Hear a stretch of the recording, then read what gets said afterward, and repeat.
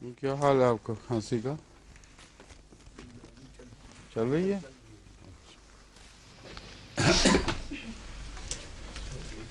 آیت 7 سے شروع کرنا ہے کہ نہیں؟ 8 سے؟ اچھا، اعوذ باللہ من الشیطان الرجیم، بسم اللہ الرحمن الرحیم۔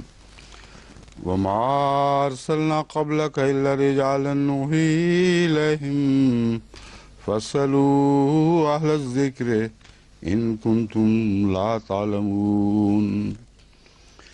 وما جعلناهم جسدا لا يأكلون الطعام وما كانوا خالدين ثم صدقناهم الوعد فأنجيناهم ومن نشاء وأهلكنا المسرفين۔ لقد أنزلنا إليكم كتابا فيه ذكركم أفلا تعقلون۔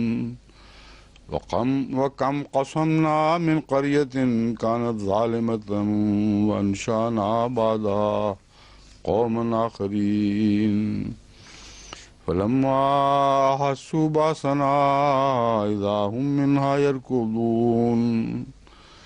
لا تركضوا وارجعوا إلى ما أترفتم فيه ومساكنكم لعلكم تصلون۔ قالوا يا ويلنا إنا كنا ظالمين فما زالت تلك دعواهم حتى جعلناهم حصيدا خامدين۔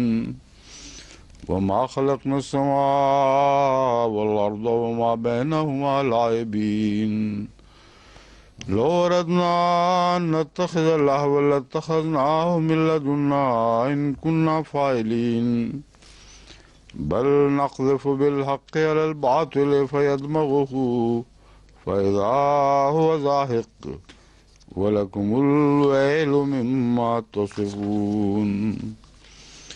وله من في السماوات والأرض ومن عنده لا يستكبرون عن عبادته ولا يستعصرون يسبحون الليل والنهار لا يفترون۔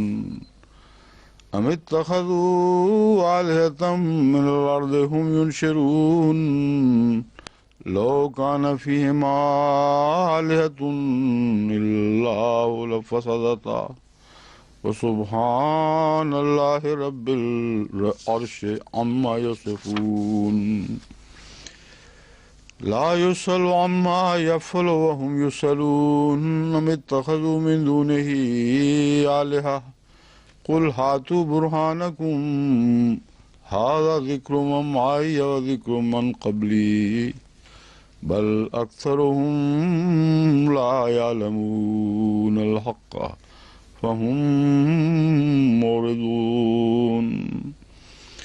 وما أرسلنا من قبلك من رسول إلا نوحي إليه أنه لا إله إلا أنا فاعبدون۔ وقالوا اتخذ الرحمن ولدا سبحانه بل عباد مكرمون لا يسبقونه بالقول وهم بأمره يعملون۔ يعلم ما بين أيديهم وما خلفهم ولا يشفعون إلا لمن ارتضى وهم من خشيته مشفقون۔ ومن يقول منهم إني إله من دونه فذلك نجزيه جهنم كذلك نجزي الظالمين۔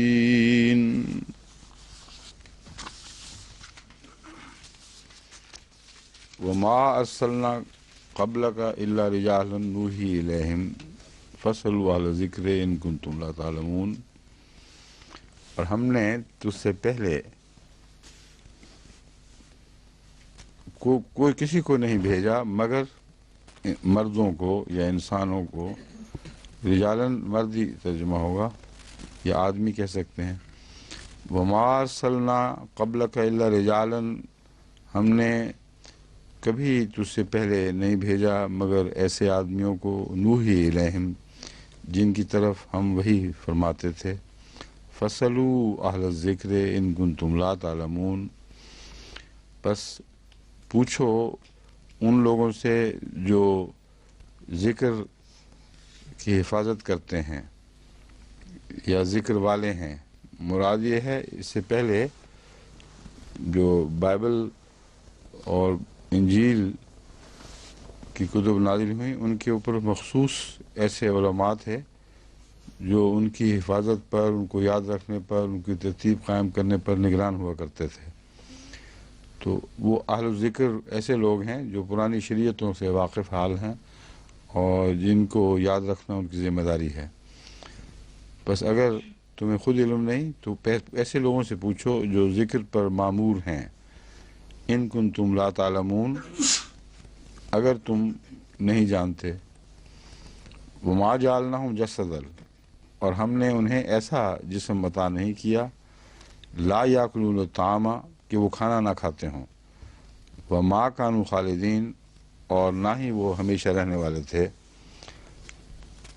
اب اس سے ایک بات تو بالکل قطعی طور پر ثابت ہو گئی کہ حضرت عیسیٰ علیہ السلام اب دوبارہ اس امت میں رسالت کے لیے نہیں اتر سکتے،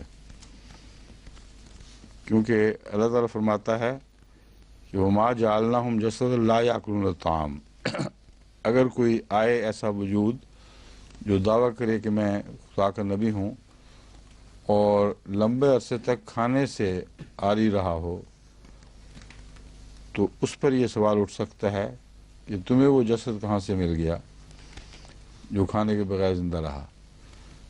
حضرت عیسیٰ علیہ السلام کے متعلق جب یہ کہتے ہیں کہ آسمان پر زندہ اٹھا لیے گئے تو ہم ان کو متوجہ کرتے ہیں کہ دیکھو کوئی نبی بغیر کھانے کے زندہ نہیں رہ سکتا۔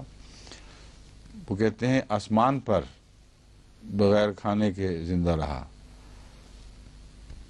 سوال یہ ہے کہ اگر وہ جسد لے کر زندہ رہا تو پھر یہ آیت اس کو نہیں زندہ رہنے دے گی وہاں، کیونکہ وما جعلناہم جسدا لا یاکلون الطعام، ایسے جسد والا کوئی شخص خدا نے رسول نہیں بھیجا جو کھانے سے مبرہ ہو، کھانے سے بالا ہو۔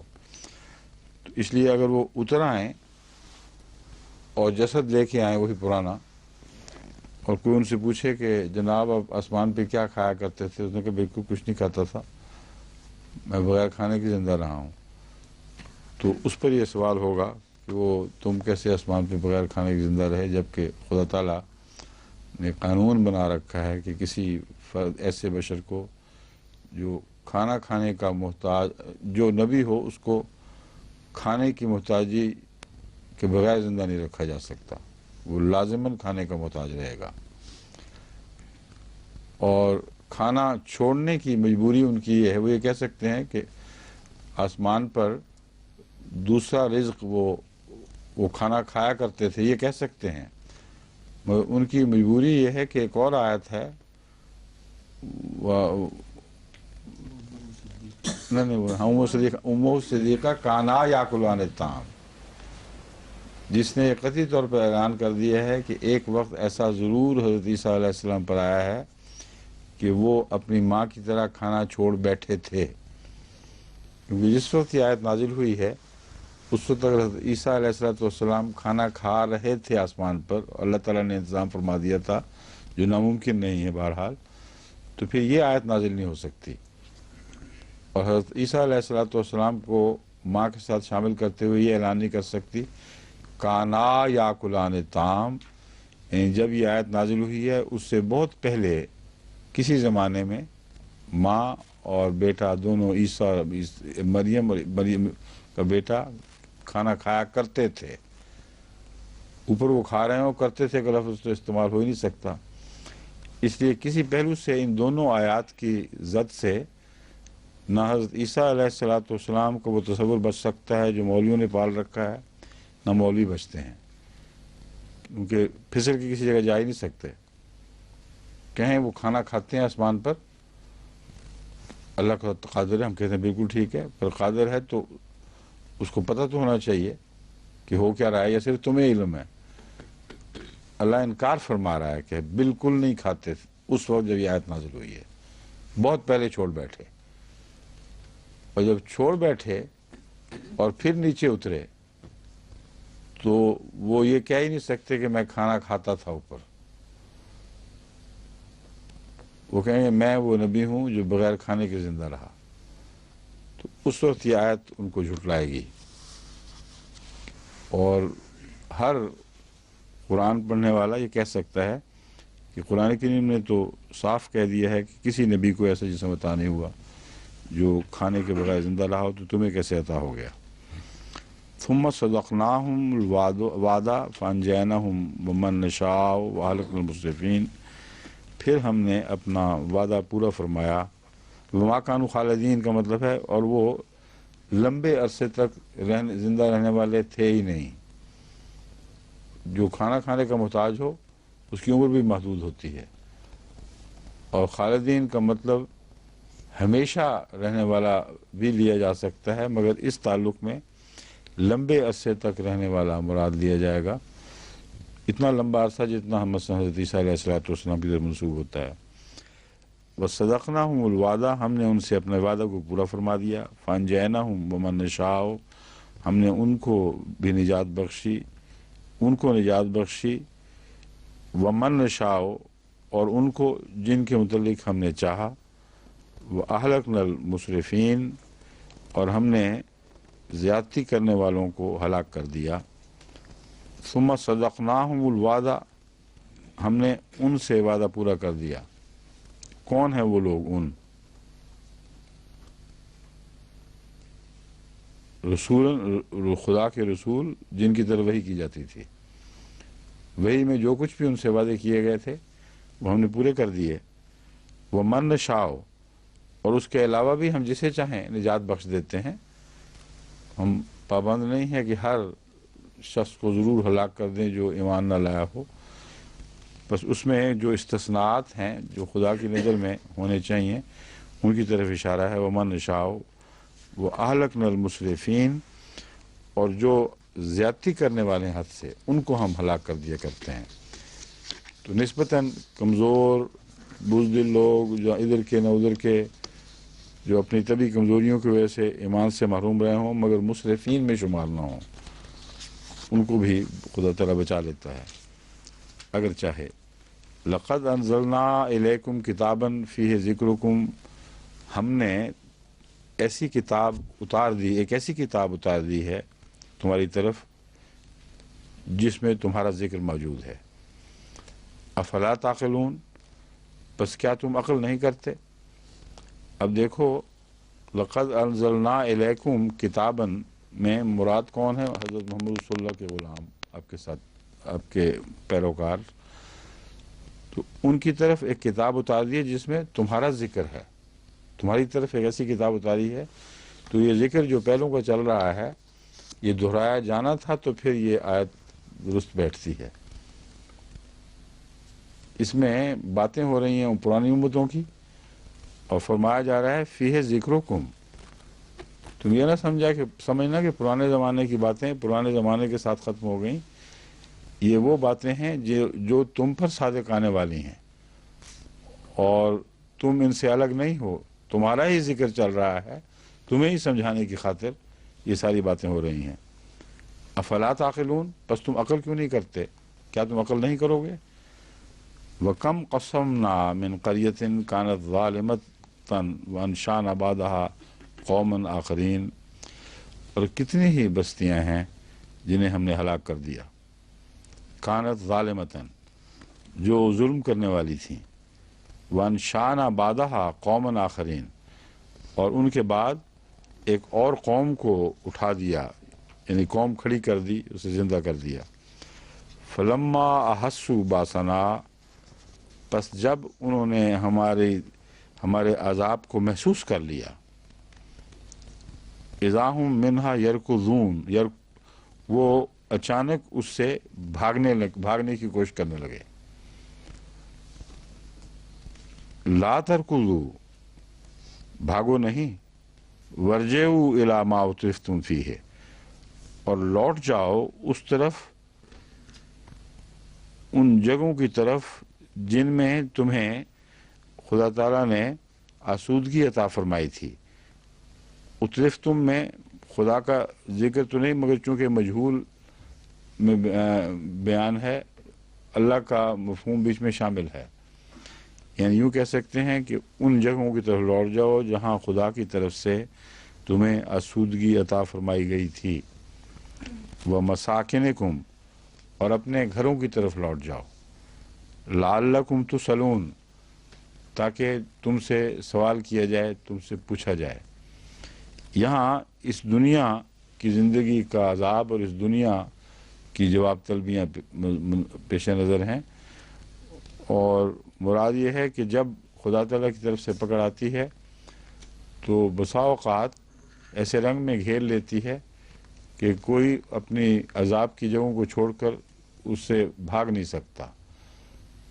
تو یہ جو کہا جائے گا، اس سے مراد یہ ہے کہ حالات خود یہ بات کر رہے ہوں گے، تمہیں نکلنے کا موقع ہی نہیں ملے گا، اور گویا تمہیں یہ حکم مل رہا ہے خدا کی طرف سے کہ اب ان آسودگی کی جگہوں کی طرف واپس چلے جاؤ جو تمہیں عطا کی گئی تھیں، اور وہیں اپنے اعمال کے جواب دہو۔ قالوا یا ویلنا انا کنا ظالمین، وہ کہیں گے وائے افسوس ہم پر کہ ہم ظالموں میں سے تھے، یہ ظلم کرنے والوں میں سے تھے، یا ظلم کیا کرتے تھے۔ انا کنا ظالمین، وائے افسوس ہم پر کہ ہم یقیناً ظلم کیا کرتے تھے۔ فما زالت تلک دعواہم، ان کی یہی پکار رہے گی اسی طرح، حتیٰ جعلناہم حصیداً خامدین، یہاں تک کہ ہم انہیں کٹی ہوئی ویران کھیتیوں کی طرح کر دیں گے۔ مراد یہ ہے کہ اس وقت کی آہو پکار، اس وقت کا اقرار کہ ہم ظلم کیا کرتے تھے، ان کے کسی کام نہیں آئے گا۔ لو اردنا ان نتخذ لہوا لاتخذناہ من لدنا ان کننا فاعلین، اچھا پہلے وما خلقنا السماء والارض وما بینہما لاعبین، اور ہم نے آسمانوں کو، والارض اور زمین کو، اور جو کچھ ان کے درمیان ہے، لاعبین پیدا نہیں کیا، یعنی کھیل تماشے کے طور پر پیدا نہیں کیا۔ یہ کھیل تماشا اختیار کرتے ہوئے، لاعبین حال کا ہے صیغہ، اس کا مطلب ہے ہم نے کھیل تماشا کرتے ہوئے ان چیزوں کو پیدا نہیں فرمایا، یعنی آسمانوں کو اور زمین کو اور جو ان کے درمیان ہے۔ یہ جو ان کے درمیان ہے والا محاورہ، یہ میں نے پہلے بھی بتایا تھا کہ سوائے قرآن کریم کے اور کسی جگہ نہیں ملتا، کیونکہ آسمان کے تصور میں سب ستارے جو دکھائی دیتے ہیں، ہر چیز جو نظر آ رہی ہے وہی آسمان ہے، اور ان کی اور زمین، اور جو ان میں ہے نہیں فرمایا وما بینہما، اور جو ان دونوں کے درمیان ہے، یعنی ایسی موجودات کا ذکر فرما رہا ہے جو انسان کو آنکھوں سے دکھائی نہیں بھی دیتی، اس کو صرف آسمان دکھائی دیتا ہے اور زمین دکھائی دیتی ہے، مگر جو ان کے درمیان ہے وہ بھی کچھ ہے۔ یہ جو مضمون ہے یہ بہت ترقی یافتہ مضمون ہے، جو پہلے زمانے کے انسانوں پر کھولا نہیں گیا، کیونکہ انہوں نے وہ زمانہ دیکھنا نہیں تھا، یا دیکھنا بھی تھا تو اسلام کے آنے کے بعد دیکھنا تھا۔ لو اردنا نتخذ لہوا، اگر ہم نے یہ فیصلہ کیا ہوتا، ہم نے چاہا ہوتا کہ ہم کوئی کھیل بنائیں، اپنے لیے کوئی کھیل تماشا بنا لیں، لاتخذناہ من لدنا، تو ہم اپنی طرف سے خود ہی بنا لیتے، وہ تماشے تمہیں دکھانے کی ضرورت نہیں تھی۔ تم لوگوں کا تو تماش بین ہونا انہی چیزوں کے لیے ہے جو تمہاری خاطر بنائی گئی ہیں، جو کسی حکمت سے بنائی گئی ہیں۔ اگر ہم نے کچھ کھیل تماشا بناؤ، تمہیں کیا پتا ہم کیا ہیں اور کہاں ہیں اور کیا کر رہے ہیں، تو تم لوگوں کو پیدا کرنا بھی بیکار ہو جاتا۔ پھر ان کننا فاعلین، اگر ہم یہ کرنے پر آمادہ ہی ہوتے تو ہم کر سکتے تھے۔ اس میں دراصل لاعبین کے لفظ کے انکار کی طرف ساری توجہ پھیری جا رہی ہے، جو لہو و لعب کی خاطر نہ ہو وہ کسی مقصد کی خاطر ہوتا ہے. بس مراد یہ ہے کہ زمین و آسمان کی جو پیدائش ہو جو اس کے درمیان ہے اس پر غور کر کے دیکھو، یہ ساری بامقصد باتیں ہیں، اور بامقصد باتیں کھیل تماشے کی خاطر نہیں ہوا کرتی. اور ان بامقصد باتوں پہ تم جتنا غور کرو گے تمہیں اور زیادہ ان کی حکمتیں سمجھ آئیں گی، اور ثابت ہوتا چلا جائے گا کہ جو کچھ بھی خدا پیدا فرماتا ہے حق کے ساتھ کرتا ہے، کھیل تماشے کے لیے نہیں. اور کرنا بھی ہوتا تو تم کیا لگتے تھے پھر ان کھیل تماشوں کے؟ تمہیں پیدا کرنے کی ضرورت ہی کوئی نہ ہوتی. بل نقذف بالحق، بلکہ بات یہ ہے کہ ہم حق کو پٹکتے ہیں الباطل، باطل پر. فیدمغہ، تو وہ اسے کچل ڈالتا ہے. جیسے کوئی چیز اچانک کسی چیز، کوئی پتھر مارا جائے کسی پھل پر، کسی چیز پر، تو پھس کے بالکل کچلی جاتی ہے. وہی یدمغہ کا منظر ہے. الباطل فیدمغہ، وہ اسے کچل ڈالتی ہے لیکن وہ ہوتی کچھ نہیں. جب کچلی جاتی ہے تو کچھ بھی باقی نہیں بچتا. فیضا ہوا زاہق، تو وہ اچانک ایسی ہو جاتی ہے جیسے ہے تھی ہی نہیں. جیسا کہ حضرت موسیٰ کے عصا نے فرعون کے جادوگروں کے جادو کا حال کیا، سونٹا مارا اور گویا سر کچلا، لیکن عملاً کیا ہوا کہ تھا ہی کچھ نہیں. تو باطل ہوتا ہی نہیں اصل میں، وہ دکھائی دیتا ہے. اور حق کو جب خدا تعالیٰ باطل پر مارتا ہے تو لگتا یہی ہے کہ اس باطل کا سر کچلا گیا ہے، لیکن جب آنکھیں کھلتی ہیں لوگوں کی، نئی روشنی عطا ہوتی ہے، تو وہ حیران ہو جاتے ہیں کہ ہم فرضی باتوں کو مان رہے تھے، ان کی حقیقت ہی کوئی نہیں تھی، کوئی وجود نہیں تھا. تو خیالات، خدا بنانے والے فرضی باتوں کو اپنے عقائد میں داخل کر لینے والے واقعتاً گویا دیکھ رہے ہوتے ہیں ان کو. جب باطل پر حق کی مار پڑتی ہے تو لگتا یہی ہے کہ ان کے سر کچلا گیا ہے، لیکن دیکھتے تو کچھ بھی نہیں ہوتا وہاں. جب سر کچلا جائے تو رہتا ہی کچھ نہیں، وہ سب ہوا ہو جاتی ہے چیز جس کی وہ عبادت کیا کرتے تھے یا جس کو وہ حق تسلیم کیا کرتے تھے. وَلَكُمُ الْوَيْلُ مِمَّا تَصِفُونَ. اب تصفون نے اس کے مضمون کو اور کھول دیا کہ تم پر ہلاکت ہو، تم کیا کیا باتیں بناتے ہو. بیان ایسی باتیں کرنا جن کی حقیقت کوئی نہ ہو، وہ بھی تصفون کے تابع آ جاتا ہے. تو تم کیسی کیسی باتیں بنایا کرتے تھے یا بناتے ہو، اس پر، ان باتوں پر تم پر ہلاکت ہو.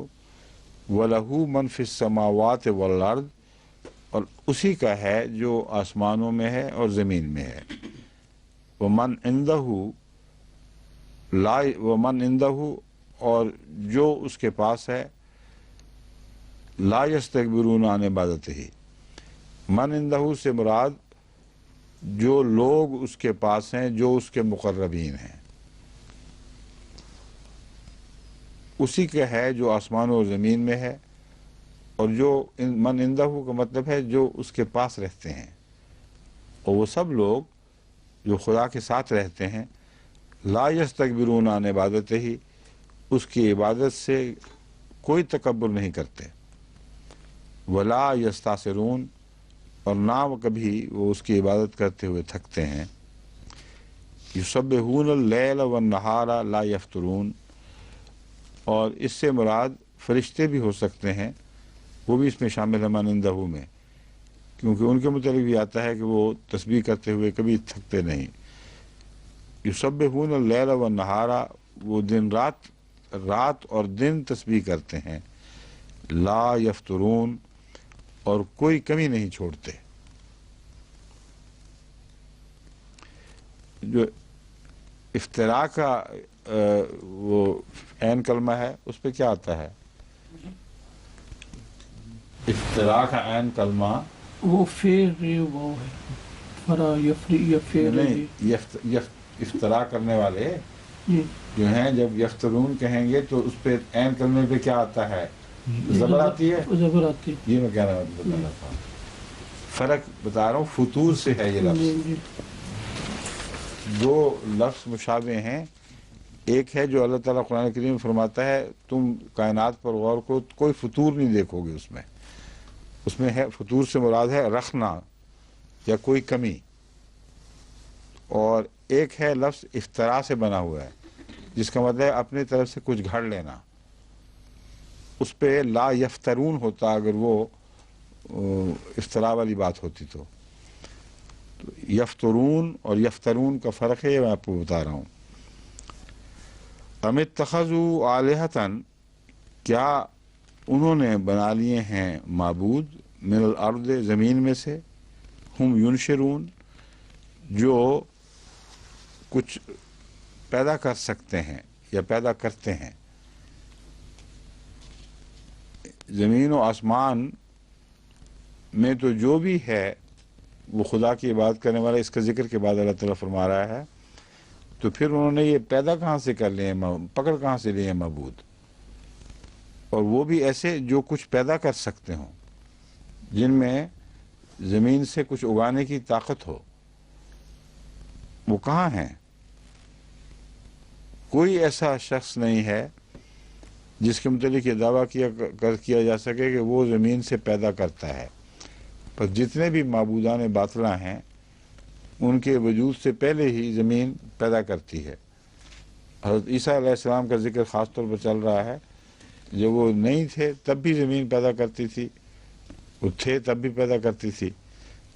تو یہ مراد ہے کہ کوئی بھی ایسا فرضی خدا جو بت ہو یا کوئی بھی چیز ہو، اس کو زمین سے پیدا کرنے کی طاقت کچھ نہیں ہے. بس کیا تم نے زمین سے کچھ ایسے لوگ بنا لیے ہیں، معبود کے طور پر بنا لیے یا پکڑ لیے ہیں، جو کچھ پیدا کرتے ہیں.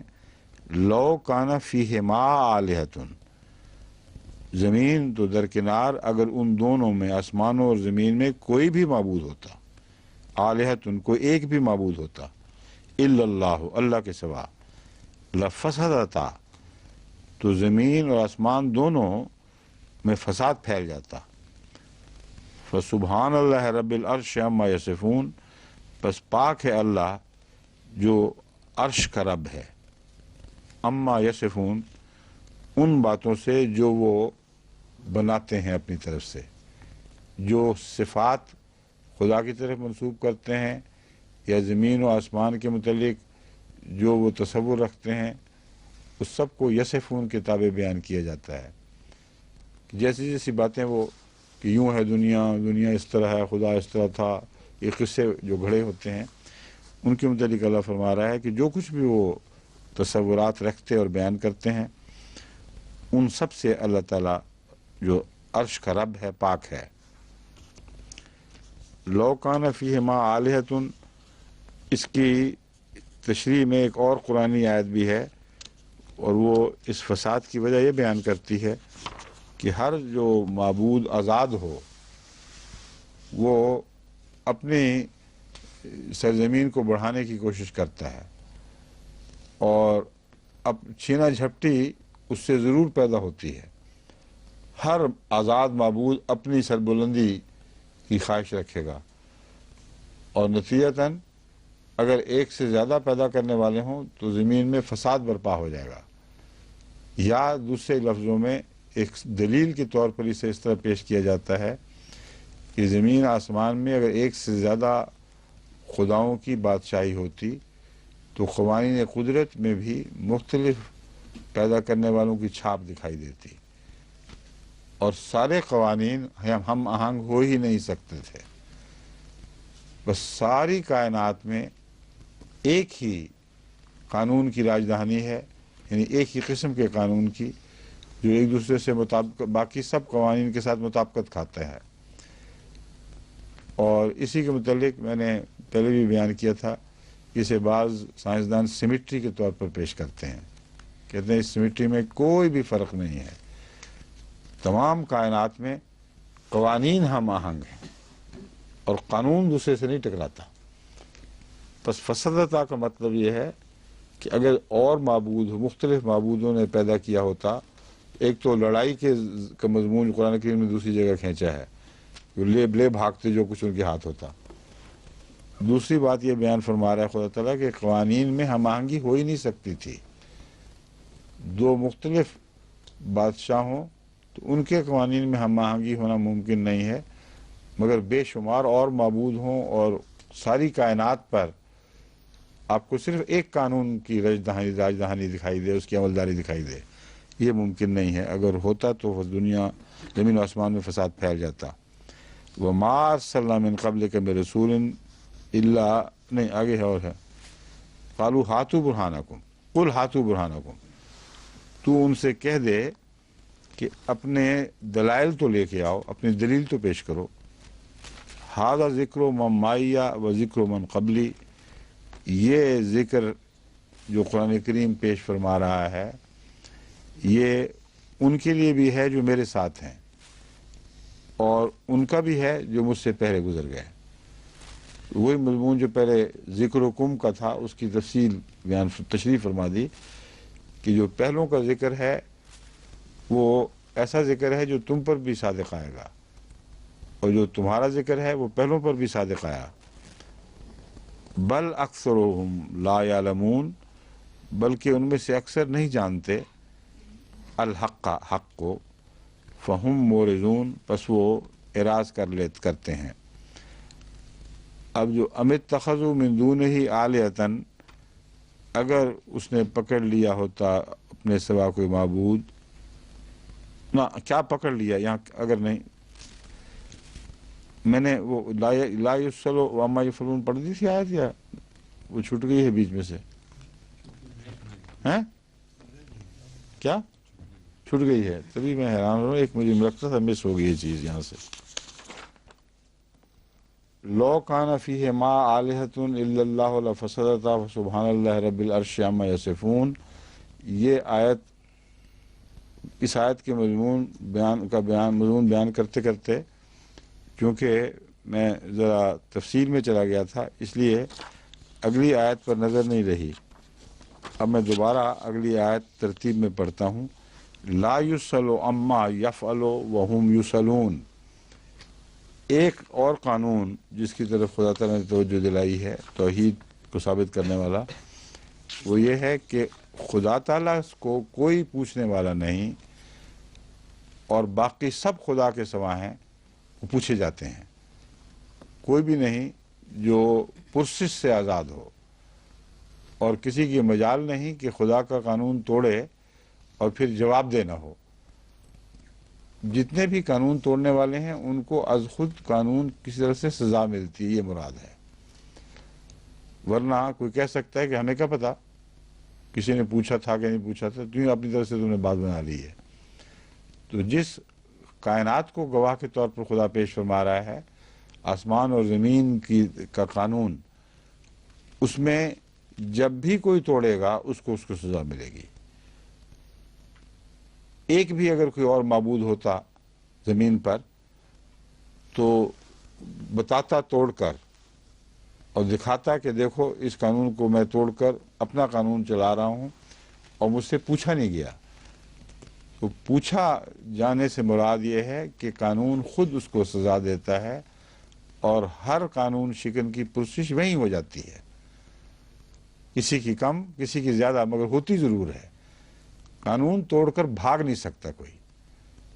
قانون قدرت اتنا غالب ہے کہ ہر کوئی اس کے تابع ہے۔ تو یہ خدا تعالیٰ کی توحید کے ثبوت کے طور پر بہت ہی اعلیٰ مضمون ہے۔ لا یسأل عما یفعل، جو بھی کرتا ہے اس قانون کو بنانے والا ایسا ہے کہ کوئی یہ نہیں کہہ سکتا کہ تو نے یہ قانون کیوں بنا دیا۔ پسند آئے نہ آئے وہ قانون چلے گا لازماً، اس کا مطلب ہے کہ وہ جواب دہ نہیں ہے، اور تم دخل دو گے تو تم پکڑے جاؤ گے۔ تو پھر خدا کے سوا معبود کیسے ہو سکتا ہے؟ ام اتخذوا من دونہ آلہۃ، کیا ان لوگوں نے بنا لیا ہے، پکڑ لیا ہے خدا کے سوا کوئی معبود؟ قل ہاتوا برہانکم، ہم تو دلیلوں سے باتیں کر رہے ہیں، تم بھی کوئی دلیل لا کے دکھاؤ، اور یہ دلائل جو پیش کیے جا رہے ہیں ان کو توڑ کر دکھاؤ۔ ھذا ذکر من معی مائی و ذکر من قبلی یہاں سے میں نے شروع کر دیا تھا غلطی سے. یہ ذکر ہے جو مجھ سے پہلوں کا بھی ہے، میرے ساتھیوں کا بھی ہے، مجھ سے پہلوں کا بھی ہے. مراد یہ ہے کہ یہ آج کی بات نہیں، تمام زمانوں پر حاوی بات ہے. جو دعوے ہم کر رہے ہیں یہ ایسے ہیں کہ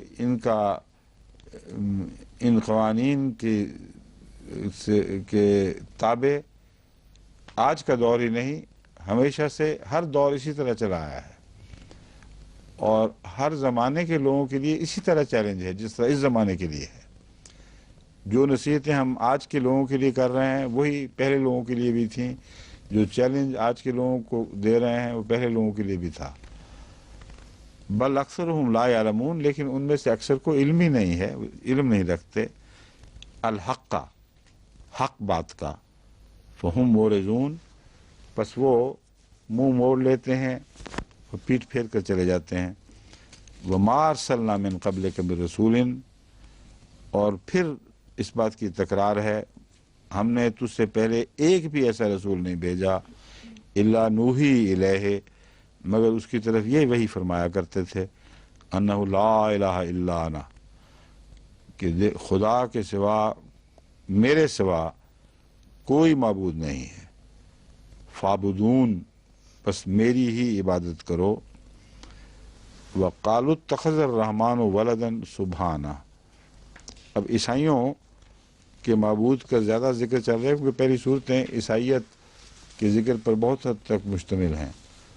اسی لیے میں نے پہلی جگہ بھی یہ کہا تھا کہ وہاں دوبارہ عیسیٰ کا اترنے والا جو مضمون ہے وہ عین اس جگہ پیش نظر ہے. اور حضرت عیسیٰ کی جو غیر انسانی صفات بیان کی جاتی ہیں، انسان سے بالا صفات، خواہ عیسائیوں کی طرف سے کی گئی ہوں یا مسلمانوں کی طرف سے کی گئی ہوں، دونوں کا قرآن کریم نے توڑ کیا ہے، اور اس صورت میں کسی کے لیے کوئی گنجائش نہیں چھوڑی. ہر جھوٹی صفت جو حضرت عیسیٰ کی طرف منسوب ہوئی ہے اس کو ان آیات نے کاٹ کے رکھ دیا ہے. اور حضرت عیسیٰ کے متعلق دوسری جگہ اللہ تعالیٰ فرماتا ہے وہ یہ کہا کرتے تھے کہ میری عبادت کرو، نہ کرو، خدا کی عبادت کرو، خدا کے سوا کسی کی عبادت نہ کرو. اور یہی بات انجیل میں ابھی تک لکھی ہوئی موجود ہے اسی طرح کہ عبادت خدا کی کرو. اور اپنی عبادت کے لیے ایک جگہ بھی حضرت عیسیٰ نے علیہ الصلوۃ والسلام نے نہیں فرمایا، اور کسی جھوٹ بنانے والے کو بھی خدا نے توفیق نہیں دی کہ حضرت عیسیٰ کی طرف یہ منسوب کر کے انجیل میں داخل کر لیتا، ورنہ قرآن کریم کا یہ چیلنج 100% مقبول نہ ہو سکتا.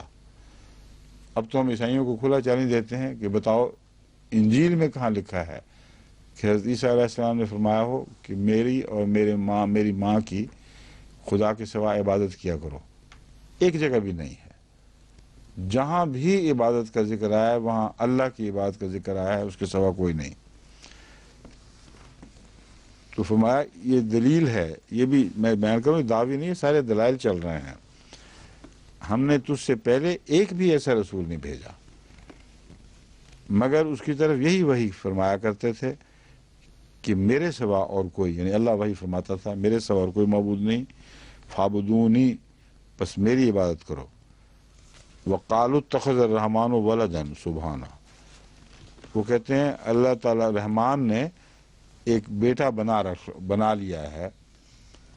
بل عباد مکرمون، چونکہ جھوٹے خداؤں کی ہر جگہ خدا تعالیٰ نے بڑی سختی سے تردید بھی فرمائی اور ان کو ذلیل اور بے حیثیت دکھایا ہے. مگر بعض معبود ایسے ہیں جن کو معبود بنانے میں لوگوں نے تو بہت ظلم کیا مگر ان کا اپنا کوئی بھی دخل نہیں تھا. بس وہ لوگ جو خدا کے پیارے ہوں، اس کے بندے ہوں، اور ان کو کوئی غیر معبود بنا لے، اس کے نتیجے میں ان کے اکرام میں کمی نہیں آیا کرتی. بس یہ مضمون ہے. بل عباد مکرمون، باوجود اس کے کہ ان میں سے بعض کو خدا کی طرف منسوب کیا جا رہا ہے کہ اس کا بیٹا ہے، مگر وہ خدا تعالیٰ کے احترام معزز بندے ہیں، قابل احترام بندے ہیں، سے مراد ہے لوگ ان کی عزت وہ اس لائق ہیں کہ لوگ بھی ان کی عزت کریں، اور معزز ان معنوں میں کہ خدا خود بھی ان کو عزت کے مقام پر رکھتا ہے۔ لا یسبقونہ بالقول وہم بامرہ یعملون، اور ان کا تو حال یہ ہے کہ وہ خدا تعالیٰ کے قول سے پہلے وہم بامرہ یعملون، بات پہلے نہیں کرتے۔ لا یسبقونہ بالقول، یہ ایک عام ادب کا مضمون ہے کہ اگر کسی مجلس میں کوئی کسی کو مخاطب باتیں کر رہا ہو اور کوئی بچہ یا کوئی اپنی ناسمجھی سے اس کے بات ختم کرنے سے پہلے ہی بول پڑتا ہو، تو یہ ایک بدتمیزی کی کیفیت دکھائی دینے لگتی ہے، اور امن اٹھ جاتا ہے، اور اللہ تعالیٰ اس کو پسند نہیں فرماتا۔ خصوصاً حضرت صلی اللہ علیہ وآلہ وسلم کے حوالے سے یہ تعلیم بار بار دی گئی ہے کہ رسول کے قول پر جلدی نہیں کرنی، رسول کی آواز سے اونچی آواز نہیں کرنی، اس لیے کہ خود رسول اللہ صلی اللہ علیہ وسلم اللہ تعالیٰ کے معاملے میں یہی کیا کرتے تھے۔ اور یہاں یہ جو مضمون ہے وہ دراصل اول طور پر رسول اللہ صلی اللہ علیہ وسلم پر صادق آتا ہے۔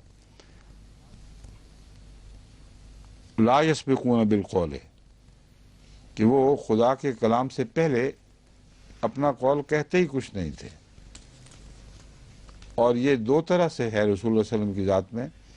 ایک تو یہ کہ خدا تعالیٰ نے جو قانون جاری نہیں فرمایا، اپنے دل میں خواہ وہ کیسی ہی پسندیدہ بات ہو، اپنی طرف سے وہ نہیں جاری کیا کرتے تھے۔ مثلا تحویل قبلہ والا معاملہ ہے، اور بھی کئی ایسے مواقع ہیں جہاں رسول اللہ صلی اللہ علیہ وسلم کی خواہش تھی کہ یہ تعلیم ہو، مگر چونکہ اپنے نفس سے نہیں بولتے تھے، اس لیے جب تک خدا تعالیٰ کی طرف سے وہی نازل نہیں ہو گئی وہ ہدایت فرمائی نہیں۔ دوسرا ہے یسبقونہ بالقول، کہ آپ سے جب سوال کیا جاتا تھا اگر وحی میں پہلے اس کا جواب نہ ہو تو وحی کا انتظار فرمایا کرتے تھے، اور بہت سی حدیثوں میں یہ گواہی ملتی ہے کہ کسی آنے والے نے سوال کیا ہے، آپ خاموش ہو گئے ہیں، دوسری دفعہ کیا، تیسری دفعہ کیا، پھر جب خدا نے بتایا کہ یہ جواب دو تب بولے ہیں، ورنہ خاموش تھے۔ تو یہ ہے یسبقونہ بالقول وہم بامرہ یعملون، اور تمام تر اللہ کے حکم پر عمل بجا لاتے، حکم کی فرمانبرداری کرتے ہیں، اس کے مطابق عمل کرتے ہیں۔ یعلم ما بین ایدیہم وما خلفہم، اللہ تعالیٰ ان کے ماضی کو بھی جانتا ہے، ان کے مستقبل کو بھی جانتا ہے۔ یعنی ان لوگوں کا حال خدا تعالیٰ پر ایسا کھلا ہوا ہے، ان کا دستور ایسا ہی ہے، ادب اور احترام کا خدا کے حضور، جو پہلے تھا وہ بعد میں بھی ویسا ہی رہے گا۔ اس کی دلیل خدا تعالیٰ آگے پیش فرماتا ہے، وَلَا يَشْفَعُونَ إِلَّا لِمَنِ ارْتَضَىٰ، اور وہ شفاعت ہی نہیں کرتے مگر اس کی جس سے اللہ راضی ہو، اور دوسرا معنی ہے جس کو خدا اجازت دے ان میں سے وہی شفاعت کرتا ہے۔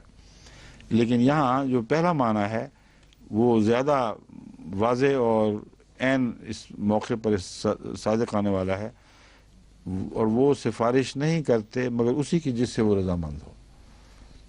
تو یہ جو مضمون تھا کہ اللہ جس کو اجازت دے وہی سفارش کرتا ہے، خدا اجازت ہی اس کو دیتا ہے جو اس کی رضا کے مطابق سفارش کرنے والے ہیں۔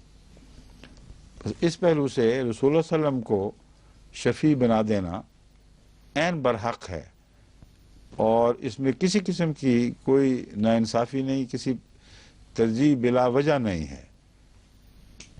وہ جس کا ماضی، جس کا مستقبل اس بات پر گواہ بن گیا ہو، ایک لفظ بھی اپنی طرف سے نہ کہے اور خدا کے حکم کا انتظار کرے، جب تک وہ نازل نہ ہو بات نہیں کرنی۔ وہ اس بات کے متعلق سوچ بھی نہیں سکتا کہ اللہ کی رضا کسی کو نہ ہو اور اس کے حق میں سفارش کر دے۔ تو رسول اللہ صلی اللہ علیہ وسلم کے مزاج کی اس تعلق میں خدا سے ایسی ہم آہنگی کہ اس کے منشا کے بغیر کسی کے حق میں کچھ بھی نہیں کہنا، یہ آپ کو شفیع بنانے کا مستحق ٹھہراتا ہے۔ اور پھر وَهُم مِّن خَشْيَتِهِ مُشْفِقُونَ، اور وہ خدا کی رضا کے بغیر سفارش کر بھی کیسے سکتے ہیں؟ وہ تو خود ڈرتے رہتے ہیں اللہ کی خشیت سے، اللہ کے خوف سے وہ ہر وقت لرزاں اور ترساں رہنے والے لوگ ہیں۔ وَمَن يَقُلْ مِنْهُمْ إِنِّي إِلَٰهٌ مِّن دُونِهِ، اب ان میں سے اگر کوئی کہے کہ میں معبود ہو ہی نہیں سکتا، بول تو یعنی یہ مراد نہیں کہ وہ کر سکتے ہیں، ان کا نقشہ کھینچا گیا، ایسے لوگ کیا کیسے سکتے ہیں کہ میں معبود ہوں، لیکن اگر اس مقام پر بھی ہوں اور وہ کہہ بیٹھیں تو پھر ہم ان کو ضرور جہنم کی جزا دیں گے۔ تو بہت ہی عظیم شان وارننگ ہے، ایک ایسی تنبیہ ہے جس سے کوئی بچ نہیں سکتا کسی قیمت پر۔ یہ میرے بندے ہیں، یہ مجھ سے پیار کرنے والے، یہ میری رضا کا خیال رکھنے والے، اگر یہ بھی کہہ بیٹھیں کہ میں معبود ہوں، جو ناممکن ہے، مگر اگر کہہ بیٹھیں تو پھر خدا تعالیٰ ان کو بھی ضرور جہنم کی سزا دے گا۔ کذالک نجزی الظالمین، اسی طرح ہم ظالموں کو جزا دیا کرتے ہیں۔ پڑھنی ہے تلاوت؟ اولم یر الذین کفروا ان السماوات والارض کانتا رتقا ففتقناهما وجعلنا من الماء كل شيء حي افلا یؤمنون۔ زمین اور آسمان اور اس کی ملکیت کا ذکر جو اللہ تعالیٰ نے پہلے بیان فرمایا تھا، اگر خدا ہی نے زمین و آسمان کو پیدا کیا ہے اور وہی مالک کل ہے، وہی رب ہے، تو پھر اسے ایسی باتیں بھی معلوم ہونی چاہیے زمین و آسمان کے متعلق جو غیر اللہ کو معلوم نہ ہوں اور عام انسانوں کو معلوم نہ ہوں۔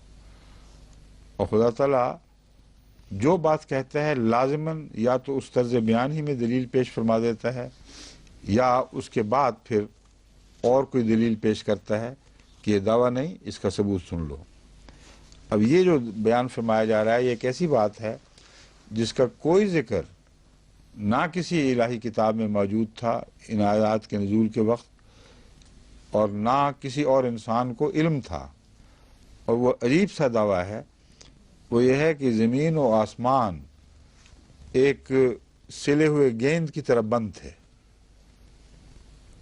رتخن، جو اس کو سی کے نا اچھی طرح ٹائٹ کر دیا گیا ہو، اس میں سے کوئی چیز نکل نہ سکے، رتخن اس کو کہتے ہیں، جس میں کوئی سوراخ نہ ہو، اور اگر ایک چیز کو سیا جائے اور توپے، یعنی اس کے جو ٹانکے ہیں وہ اتنے باریک قریب اور مضبوط ہوں کہ اس میں سے کوئی چیز نکل ہی نہ سکے، اس کو وہ نقشہ ہے رتخن لفظ کے تابع۔ اور جو ڈکشنریاں میں نے چیک کی ہیں سب میں یہی مضمون ہے جو اہم ہے، جو رتخن سے تعلق رکھتا ہے، بند نہیں صرف، بلکہ ایسا بند کر دیا گیا ہو کہ اس سے پھر باہر نکلنے کی گنجائش نہ رہی ہو۔ ففتقناہما، تو ہم نے ان کو پھاڑ کر الگ الگ کر دیا۔ اب یہ تو بلیک ہول اور اس کے پھٹنے کا نقشہ ہے، اور زمین و آسمان کی کہانی جہاں بھی دوسرے بیان کرتے ہیں وہ دھوئیں سے شروع کرتے ہیں، اس سے پہلے سے نہیں کرتے۔ کیوں جی؟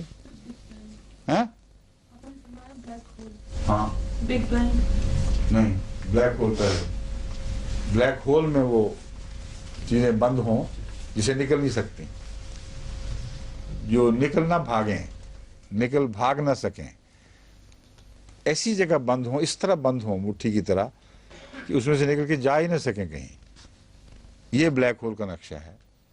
ففتقناہما، تو ہم نے ان دونوں کو پھاڑ کر آزاد کر دیا وہاں سے۔ وَجَعَلْنَا مِنَ الْمَاءِ كُلَّ شَيْءٍ حَيٍّ، اور پھر ہر چیز کو جو زندہ ہے پانی سے پیدا فرمایا۔ اب جو زندگی کا آغاز ہے اس کی طرف بھی ساتھ ہی اشارہ فرما دیا کہ اس سے پہلے جو مخلوق نظر آتی ہے وہ زندہ نہیں ہے، زندگی کا آغاز پانی کے ساتھ ہوا ہے. اس سے پہلے بیکٹیریا بھی ہیں، دوسری چیزیں بھی ہیں، مگر سائنسدان ان کو آرگنزمز کہتے ہیں، بایو یونٹ نہیں کہتے. تمام تر وہ چیزیں جن پر زندگی کا اطلاق، زندگی لفظ کا اطلاق ہوتا ہے سائنسی اصطلاح میں، وہ پانی سے بنی ہے. تو کل شیء حی، جتنی بھی زمین پہ تم زندگی دیکھتے ہو وہ تمام تر پانی سے بنائی گئی ہے، پانی کے بغیر نہیں بنائی گئی. اور بیکٹیریا اور وائرسز وغیرہ ان کے متعلق اگر آپ کا خیال ہو کہ وہ زندہ ہیں تو سائنسی اصطلاح میں وہ آرگنائزڈ ہیں مگر زندہ نہیں ہیں. یعنی تعریف جو زندگی کی ہے وہ ان پر اطلاق نہیں پاتی، کیونکہ زمین پر ساری زندگی نور سے پلنے والی ہے، آگ سے نہیں. بس وہ ساری چیزیں جو آگ سے توانائی حاصل کر کے اپنی بقا کو قائم کرتی ہوں یا اپنی حیثیت کو قائم رکھتی ہوں، ان کو یہ لوگ آرگنزمز کہتے ہیں، لیکن بایو یونٹ یعنی زندگی کا یونٹ نہیں کہتے. تو یہی دعویٰ ہے قرآن کریم کا.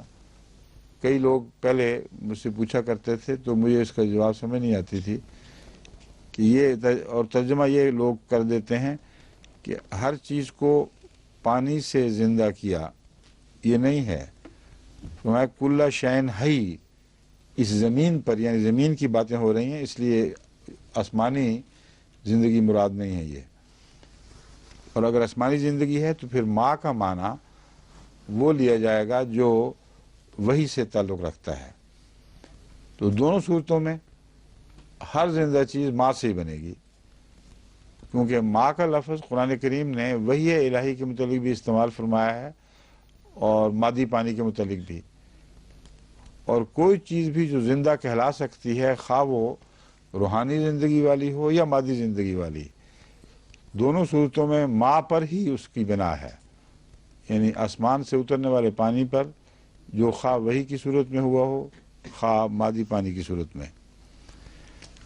اب یہاں مادی پانی کی بات چھڑے گی اب ساتھ ہی. وَجَعَلْنَا مِنَ الْمَاءِ كُلَّ شَيْءٍ حَيٍّ، تو آگے پھر اس کا ذکر آنا چاہیے. وَجَعَلْنَا فِي الْأَرْضِ رَوَاسِيَ أَن تَمِيدَ بِهِمْ، اور ہم نے زمین میں پہاڑ بنائے، ان تمید بہم، تاکہ وہ ان کے لیے غذا کا سامان مہیا کریں، ان کے لیے دسترخوان بچھائیں. اور تمید بہم کا وہ معنی کہ وہ ان کو زلزلوں میں مبتلا کر دیں یا کہیں وہ زلزلوں میں مبتلا نہ ہو جائیں، یہ بالکل بے تعلق ہے. اس کا اس پہلے مضمون سے اور بعد کے مضمون سے کوئی بھی تعلق نہیں بنتا. وَجَعَلْنَا فِيهَا فِجَاجًا سُبُلًا، یعنی ہم نے پہاڑوں کے ذریعے ان کے رزق کا سامان پیدا کیا. یعنی پانی پہاڑ ہی بنا کر واپس زمین پہ پھینکتے ہیں. پہاڑ نہ ہو تو بادل گزرتے چلے جائیں اور اتنا اکٹھے ہوتے ہی نہیں پھر کہ وہ قریب ان کے ذرات آ کر بجلی کے اثر سے دوبارہ پانی بن سکیں. اور ہم نے ان میں رستے بنائے. فجاج رستوں کو کہتے ہیں، سبلن بھی رستوں کو کہتے ہیں. تو اس کا ترجمہ فجاجن سبلن یہ کر دیا جاتا ہے کھلے کھلے رستے. قرآن حضرت مسیح علیہ السلام کو بھی الہام ہوا تھا، یاتو کا من کل فجن عمیق و یاتی کا من کل یاتین من کل فجن عمیق. تو فجن عمیق سے مراد ایسے رستے جن کو چل چل کر جن پر چلنے کی وجہ سے گڑے پڑ گئے ہوں، اور پس شاہراہیں جن پر لوگ چلتے ہیں، اور باریک رستے دونوں اس مضمون میں داخل ہو جاتے ہیں، چھوٹے رستے بھی. اور یہ ہم نے پہاڑوں کے ساتھ فرمایا وَجَعَلْنَا فِيهَا، ان میں ہم نے رستے بنائے. وہ کس طرح بنے رستے؟ فیہا سے مراد اگر پہاڑ لیں گے تب بھی، اگر زمین لیں گے تب بھی، اس مضمون کا آپس میں تعلق ہونا چاہیے. اور وہ یہ ہے کہ جو بادل سے پانی برستا ہے پہاڑوں پر، اس کی گزرگاہوں سے رستے بنتے ہیں. اور اگر یہ نہ ہوتے تو پہاڑوں پر چلنا پھرنا اور ان ایک طرف سے دوسری طرف جانا ناممکن ہو جاتا. یہی چیز ہم نے ناروے میں جو دیکھی تھی، میں نے بتایا تھا نا، میں نے سوال کیا تھا بشیر صاحب سے کہ بشیر یہ کیا بات ہے کہ ان کو یہ دریاؤں کے ساتھ ہی سڑکیں بناتے ہیں، صرف شہر آباد کرتے ہیں. مراد یہ تھی کہ اسی آیت کی طرف توجہ دلاؤں کہ پہاڑوں پر جو رستے بنتے ہیں وہ پانی نے جو گزرگاہیں بنائی ہیں اس سے بنتے ہیں. اگر یہ نہ ہوتا تو ناممکن ہوتا پہاڑوں پر رستے بنانا. وہ ہموار بھی کرتے ہیں، اس کو نیچا بھی کرتے ہیں، اور پھر اس کے جو چٹانوں کے چہرے ہیں بڑے بڑے واضح کھڑے اوپر، جو ڈیفائی کرتے ہیں کہ یہاں سے کچھ کوئی گزر سکے. یہ پانی ہے جو ان میں سے ان کے کمزور حصوں کو کاٹ کر نکال دیتا ہے، اور بڑی بڑی چٹانوں کے درمیان ایسے رستے بن جاتے ہیں جن پہ آسانی سے آپ چل سکتے ہیں. لعلہم یہتدون، تاکہ وہ ہدایت پائیں. اب یہ ہدایت جو ہے اس کا آسمان کی ہدایت سے، آسمانی ہدایت سے بھی تعلق ہے اور زمین کی ہدایت سے بھی تعلق ہے، اور وہ پانی ہی ہے جو دونوں چیزیں مہیا فرماتا ہے. یعنی خدا تعالیٰ کی طرف سے اترنے والا پانی کے لیے میں کہہ رہا ہوں فرماتا ہے. وقت ہو گیا میرے خیال ہے، ہیں وقت ابھی؟ اچھا. وَجَعَلْنَا السَّمَاءَ سَقْفًا مَحْفُوظًا، اور ہم نے آسمان کو ایک محفوظ چھت بنا دیا. وَهُمْ عَنْ آيَاتِهَا مُعْرِضُونَ، اور وہ اس کے آیات ہا سے مراد خدا کی آیات نہیں، بلکہ وہ نشانات جو محفوظ چھت بنانے سے وابستہ ہیں ان سے بالکل غافل ہیں. وہ سمجھتے ہیں اتفاقات ہیں. تو محفوظ چھت سے مراد یہ ہے وہاں سے وہی چیز اترتی ہے جو ان کی بقا کے لیے ضروری ہے، اور ہر وہ چیز جو ان کے لیے ہلاکت کا موجب بن سکتی ہے ان سے آسمان کی چھت نے روک رکھا ہے. اب یہ میں پہلے بھی آپ کے سامنے کھول چکا ہوں مضمون، بے انتہا عظیم الشان مضمون ہے جو اس آیت میں بیان ہو گیا ہے کہ چھت وہ ہے جو زندگی کے پانی کو تو اترنے دے گی مگر مہلک چیزوں کو نہیں اترنے دے گی. اور اس رنگ میں یہ ویلولر چھت ہے جس میں ویلوز بنے ہوئے ہیں، ون وے ٹریفک ہے، اور غلط چیزوں کو نیچے اترنے نہیں دے گی، اور جو زندگی کی چیزیں ہیں ان کو اوپر چڑھ کے نکلنے بھی نہیں دے گی. چھت دونوں کام کرتی ہے، اور پانی کو روک کر واپس کر دے گی، اور جو پانی اوپر سے اترتا ہے روحانی اس کی تائید میں یہ چھت کام کرے گی. ان شعاؤں کو روک دے گی جو زندگی کو ہلاک کرنے والی شعائیں ہیں. تو چھوٹی چھوٹی آیات میں عظیم الشان مضامین ہیں. وَجَعَلْنَا السَّمَاءَ سَقْفًا مَحْفُوظًا وَهُمْ عَنْ آيَاتِهَا مُعْرِضُونَ. آیاتها کہہ کر کیسی عظیم الشان توجہ دلائی ہے کہ جب تم ان کے راز معلوم کرو گے تو یہ نہ سمجھنا کہ اتفاقاً تم معلوم کر رہے ہو. اس زمانے میں خدا نے بتا دیا ہے کہ ان میں نشانات ہیں جو ابھی دریافت نہیں ہوئے، اور تم ان سے منہ پھیرے بیٹھے ہو. جب وہ نظر آنے لگیں گے تب تمہیں سمجھ آئے گی کہ کتنے باریک نشان سقف محفوظہ کے مضمون میں داخل ہیں. وَهُوَ الَّذِي خَلَقَ اللَّيْلَ وَالنَّهَارَ وَالشَّمْسَ وَالْقَمَرَ كُلٌّ فِي فَلَكٍ يَسْبَحُونَ. اور وہی ذات ہے خلق اللیل والنہار، جس نے رات پیدا کی اور دن پیدا فرمایا. والشمس والقمر، اور سورج اور چاند بنائے. کل فی فلک یسبحون، ہر چیز اپنے مدار پر رواں دواں ہے. اب یہ بتائیں کہ لیل اور نہار میں رات پہلے رکھی ہے، نہار بعد میں، اور سورج اور چاند میں سورج پہلے رکھ دیا اور چاند بعد میں. ترتیب وہ کیوں قائم نہیں رہی؟ اگر یہ مثلاً کہہ دیا جاتا وَخَلَقَ النَّهَارَ وَاللَّيْلَ وَالشَّمْسَ وَالْقَمَرَ، تو دونوں چیزیں ایک دوسرے سے مطابقت رکھتی.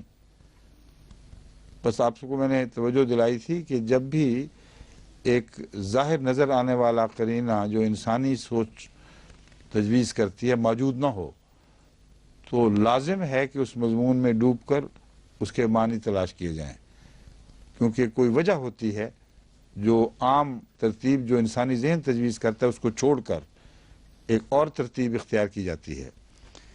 یہاں یاد رکھیں کہ زمین یا دونوں چیزیں بیک وقت چل رہی ہیں، آسمانی پانی، آسمانی روشنی، زمینی روشنی، آسمانی پانی، زمینی پانی، آسمانی روشنی، زمینی روشنی، آسمانی اندھیرا، زمینی اندھیرا، یعنی اس مضمون اس تعلق میں کہ بعض الہی ایسے پانی ہیں جو زندگی روحانی زندگی بخشتے ہیں، بعض ایسے پانی ہیں جو جسمانی زندگی بخشتے ہیں، بعض ایسی روشنیاں ہیں جو مادی آنکھوں کو روشنی عطا کرتی ہیں، بعض ایسی ہیں جو انسان کی روحانی آنکھوں کو روشنی عطا کرتی ہیں۔ اس تعلق میں یہ ترتیب ایسی ہی ہونی لازم تھی، کیونکہ اول طور پر جب تک روشنی پیدا نہ ہو اس وقت تک رات روشنی میں بدلہ نہیں کرتی، اندھیرا رہے گا۔ روشنی کے فقدان کا نام اندھیرا ہے۔ اور پھر فرمایا والشمس والقمر، اس میں اول مضمون لیلۃ القدر کے ساتھ تعلق رکھنے والا مضمون ہے۔ روحانی سورج حضرت محمد رسول اللہ صلی اللہ علیہ وسلم تھے، رات پہلے تھی تو پھر آپ نے آ کے اس کو روشن کیا۔ اور قمر اگرچہ رات سے تعلق رکھتا ہے مگر یہ بعد میں آنے والی رات سے تعلق رکھے گا۔ پہلی رات کو روشن کرنے والا وجود حضرت محمد رسول اللہ صلی اللہ علیہ وآلہ وسلم کا روحانی سورج تھا۔ جب وہ غروب ہوتا دکھائی دے گا تم لوگوں کو، یعنی براہ راست تعلق ٹوٹے گا، تو پھر چاند کے ذریعے وہ تعلق قائم کیا جائے گا۔ اس لیے والذی خلق اللیل والنہار میں یہی ترتیب مناسب تھی مادی لحاظ سے، اس لیے کہ جب روشنی اگر ہمیشہ سے ہو تو پھر اندھیرا کوئی نہیں ہوگا۔ اندھیرا یعنی روشنی کا فقدان ہے جسے اللہ تعالیٰ جب چاہے روشنی بھیج کر اسے نور میں تبدیل فرما دے۔ تو رات پیدا کی اور دن پیدا کیا۔ والشمسا، ایسا سورج جس نے رات کو دن میں تبدیل کیا ہے۔ والقمرہ، جو اس وقت ظاہر ہوگا جبکہ دن دوبارہ چھپ جائے گا اور ایک رات پھر نکل آئے گی۔ یہ وہ ترتیب ہے جو مجبور کرتی ہے کہ ان لفظوں کو آگے پیچھے کیا جائے۔ کل فی فلک یسبحون، اور یہ ایک جاری مضمون ہے، ہر چیز اپنے مدار پر ہمیشہ رواں ہے۔ ہو گیا، مجھے پتہ لگ گیا۔ آپ کیوں دیکھ رہے تھے؟ مجھے یاد دلانے کے لیے یا گھبرا گئے ہیں؟ اچھا چلیں جی، اس کے اندر جو ہے وہ پڑھنے والا ہے، یہ ہو چکا تھا۔